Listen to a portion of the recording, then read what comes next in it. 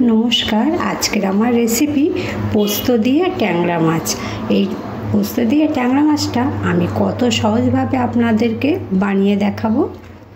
এখানে আমি কিছুটা ট্যাংরা মাছ নিয়েছি। এগুলো হচ্ছে দেশি ট্যাংরা। দেশি ট্যাংরাগুলো এরকম ছোট ছোট হয় আর দেখুন না ডিম ভর্তি ট্যাংরা মাছে। আর এই দেশি ট্যাংরা খেতে খুব টেস্ট হয়। আর আগে থেকে আমি ভালো করে ধুয়ে পরিষ্কার করে নিয়েছিলাম। এবারে ম্যারিনেট করে নেব। তার জন্য প্রথমে দিয়ে দিতে হবে নুন, তারপরে হলুদ গুঁড়ো, সবশেষে একটু সর্ষের তেল দিয়ে দেব। দিয়ে ভালো করে মাছগুলোর গায়ে লাগিয়ে নিতে হবে। মাছগুলোর গায়ে খুব ভালো করে লাগিয়ে নিয়েছি। এটা 15 থেকে 20 মিনিট ম্যারিনেট করে রেখে দেবো। মাছের গ্রেভি বানাবার জন্য প্রথমে আমি নিয়ে নিচ্ছি এখানে কালো সর্ষে হাফ টিস্পুন, আর পোস্ত নিয়ে নিচ্ছি 1 টিস্পুন, আর তার সাথে 2টো শুকনো লঙ্কা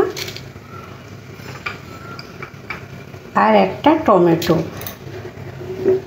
অল্প একটু জল দিয়ে ভালো করে মিহি পেস্ট বানিয়ে নিতে হবে।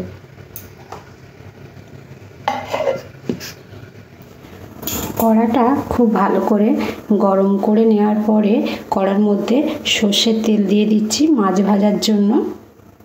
কড়ার মধ্যে তেল দিয়ে দিচ্ছি। তেলটা খুব ভালো করে গরম করে নিতে হবে। তারপরে গরম হয়ে যাওয়ার পরে একটা একটা করে মাছগুলো তেলের মধ্যে ছেড়ে দিই।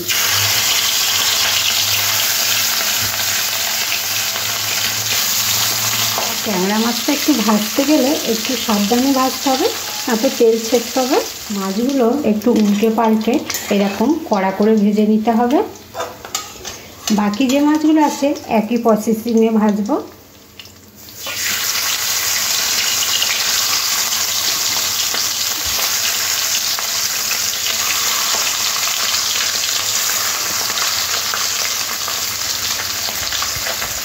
মাছগুলো লাল করে ভাজা হয়ে গেছে, উঠিয়ে নেব।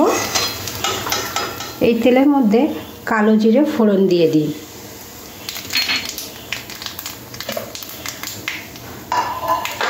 তারপরে দিয়ে দিই যে মশলাটা বানিয়েছিলাম।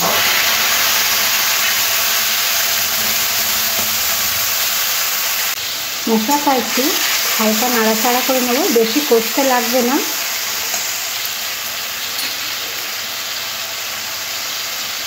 হাফ টিস্পুন হলুদ গুঁড়ো দিয়ে দেবো।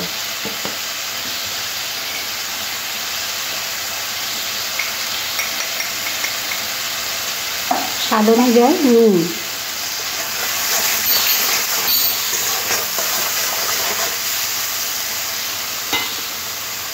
আর গ্রেভিটা একটু ভালো কালার করার জন্য দিয়ে দেব কাশ্মীরি লঙ্কার গুঁড়ো। আর মশলা ধোয়া জলটা দিয়ে মশলাটাকে একটু হালকা কষে নেব। এরপরে জল দিয়ে দেব।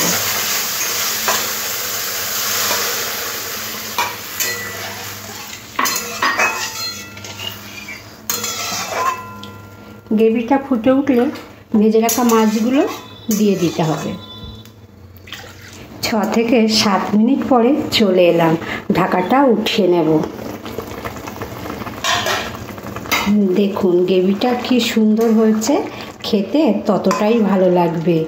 একদম চটপট বানিয়ে নিলাম পোস্ত দিয়ে ট্যাংরা মাছ। আশা করছি আজকের ভিডিওটা সবার খুব ভালো লাগবে।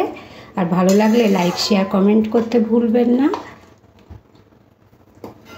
শেষে ধনেপাতা আর কাঁচা লঙ্কা দিয়ে নামিয়ে নিন। আশা করছি আজকের ভিডিওটা সবার খুব ভালো লাগবে। ভালো লাগলে প্রত্যেক দিনের মতন লাইক শেয়ার কমেন্ট করতে ভুলবেন না। আজকের মতন এখানেই শেষ করছি। আবার নতুন ভিডিওতে আপনাদের সাথে আমার দেখা হবে। আর পুরো ভিডিওটা দেখার জন্য আপনাদের অসংখ্য ধন্যবাদ।